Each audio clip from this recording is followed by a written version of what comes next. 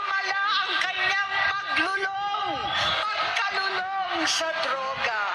Isang napakabigat na pahayag ang binitawan ni Senator Amy Marcos patungkol sa kanyang kapatid na si Pangulong Bongbong Marcos. Ayon sa senadora, kinumbensi niya noon si Bongbong para pakasalan si Leza Araneta dahil sa pag-aakala ng senadora maiiwasan na ang sinasabing malalang bisyo ng kanyang nakababatang kapatid. Ngunit mas lalo daw itong lumala ng pinakasalan ni Bongbong si Liza Araneta Marcos. Panoorin. Kinumbinsi ko pa si Bongbong, pakasalan mo na si Liza. Naisip ko noon, kapag nag-asawa siya, malalagay na sa tahimik at magkakaroon ng direksyon. Ang laki ng pagkakamali ko. Mas lumala ang kanyang pagkalulong sa droga. 68 years old po ang tatay ko nung pinatalsik sa pwesto. 68 years old na rin si Bongbong ngayon.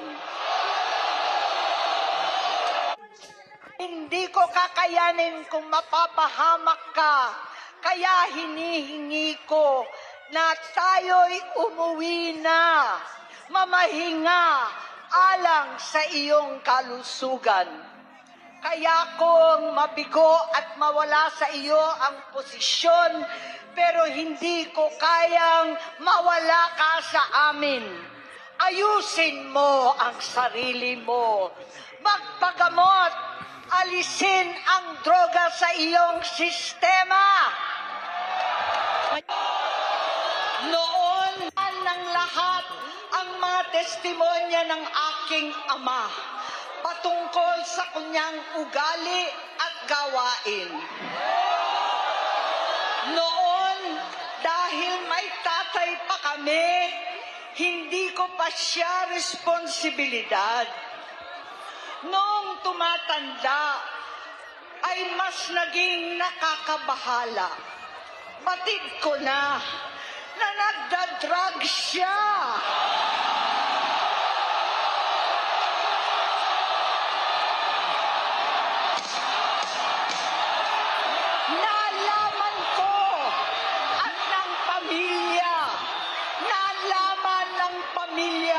Seryoso ito.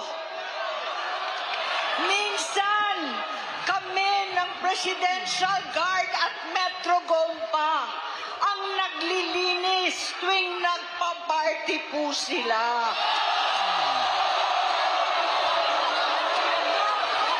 Namuhay kaming magkakapatid sa ibang bansa. Wala na lamang lumayo ang loob namin sa isa't isa. Noong 2016, kasabay ng kampanya ni dating Pangulong Duterte laban sa droga, lumabas ang pangalan ni Bongbong sa listahan. Nakasama siya sa listahan ng mga celebrities, mga artista, Maricel Soriano at iba pa. Masinsinan ko, bigla na lamang lumayo ang loob namin sa isa't isa.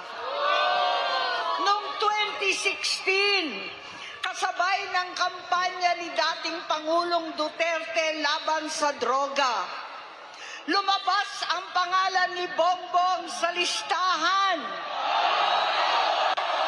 Nakasama siya sa listahan ng mga celebrities, mga artista, Maricel Soriano at iba pa. Magandang hapon sa inyo lahat.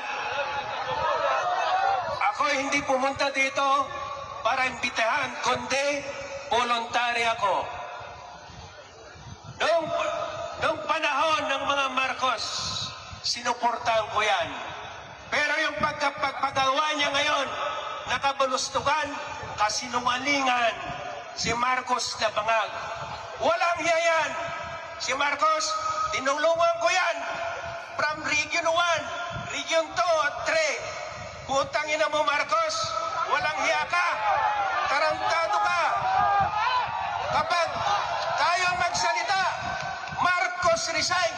Marcos resign. resign! Marcos resign! Lahat ng mga Marcos sa susunod na 2028, huwag na natin iboto sapagkat mayroon silang chance na magnanakaw. Magnanakaw ang mga Marcos! Walang yayan! Tarantado ka, Marcos! Ukininam, Marcos! Tarantado ka! Ukininam! Tarantado ka, Marcos! Ukininam! Walang hiya ka!